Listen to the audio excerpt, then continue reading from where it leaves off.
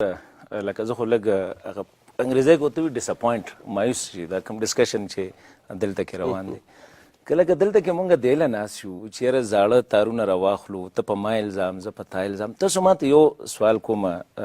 مشران ناست دي دا مسله افغانستان کې ده که پاکستان کې ده پاکستان کې ده بدامني چېرته ده پاکستان کې ده که افغانستان کې ده جنگ چرته دی پاکستان کې دی که افغانستان کې دی یا خو تاسو افغانان بیا یو کار وکړئ که تاسو په دې دومره نشئ کولی چې کم از کم خپل ګریوان کې سړی وګوري چې د دې ملک په تباهۍ کې پاکستان ډېر کردار ادا کړی که افغانستان ډېر کردار ادا کړی قسم به وخورو ټولو آنېسټلی سپیکینګ سیدي صاحب یو منټ خبره یو منټ ما پرېږده ما لږ پرېږده تاسو ټولو خبرې وکړئ خبره دا ده چې خبرې کوو په افغانستان کې د امن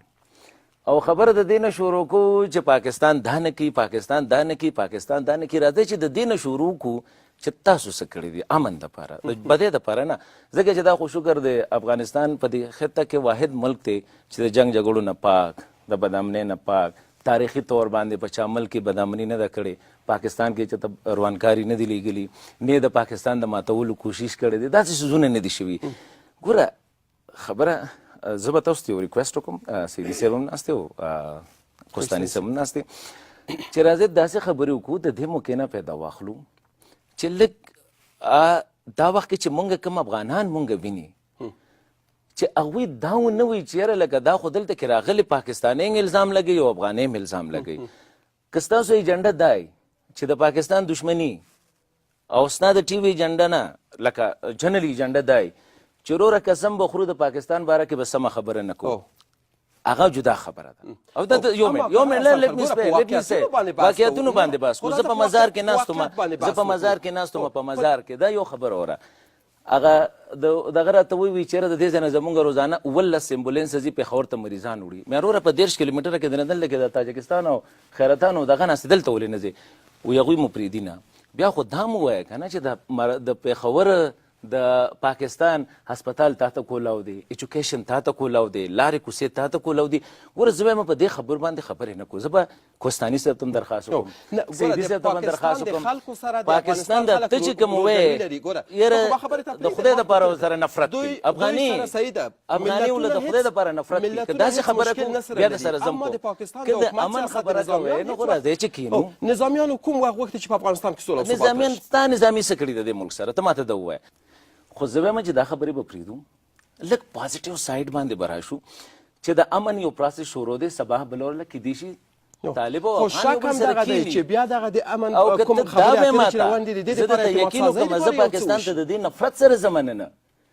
چې افغاني د سره دې ته تیار نه دی چې پاکستاني چې کوم دی هغه خبرې وکړي که تاسو بغیر د پاکستان او د افغانستان څنګه چې عایشې خبره وکړله چې زمونږ د یو بل نه بغیر نه کېږي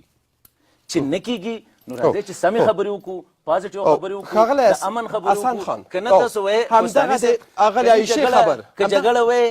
نو وروره بیا خو روانه ده روانه وي خو همدغه د عایشې خبره راځئ دغه موږ او تاسو په خپلو حکومتونو باندې ولې نشو منلی تر نن پورې همدغه خبر چې دا کیسې د دواړه ملتونه بغیر له یو بل څخه ګزاره نشي کولی او مجبوریت هم دغه د جغرافیه تغییر نشي کولی په حکومت باندې ولې دغه فشار نه راوړل کېږي چې ولې دغه وسله وال ډول نه ملاتړ کوي ولې دغه راولي چې خبره په خپله افغاني کېږي که نه طالب څوک دی تا ملا منصور هلته کې ولې پردي کور کې ناست خپله ورسره جوړ شه ته خپله دلته کې ستا دونه مسلې دي په دې کابل کې لږ ګوره زما پاکستان کې په اے پی ایس باندې حمله وشوله کوم چې عایشې ورته اشاره وکړله آرمي پبلک سکول باندې ټول کېناستل او د انسانیت او د عقل تقاضا هم دا ده چې راځئ وګورو چې دا مسله چېرته ده کېناستل وایي چې دا مسله په مونږ کې کور کې ده او هغې نه پسې نیشنل ایکشن پلین جوړ کړو کومې ته چې اشاره وکړله نیشنل ایکشن پلین لاندې دا وخت کې په پاکستان کې 100,000 انټیلیجنس بیس اپریشن وشو یو کس پوینټ آوټ کړ ما ته تو وایه چې په کوم ورځ باندې ستاسو حکومت ناستې چې یاره په شاه شهید کې واقعه وشوله په فلاني ځای کې واقعه وشوه راځئ چې رونو تاجک دی پښتون دی ازبک دی ایمن دی ایمک دی بلوچ دی راځئ چې ټول کینو یو لایحه عمل تیار کو که پاکستان کې نو پاکستان له به هم جرګه ځو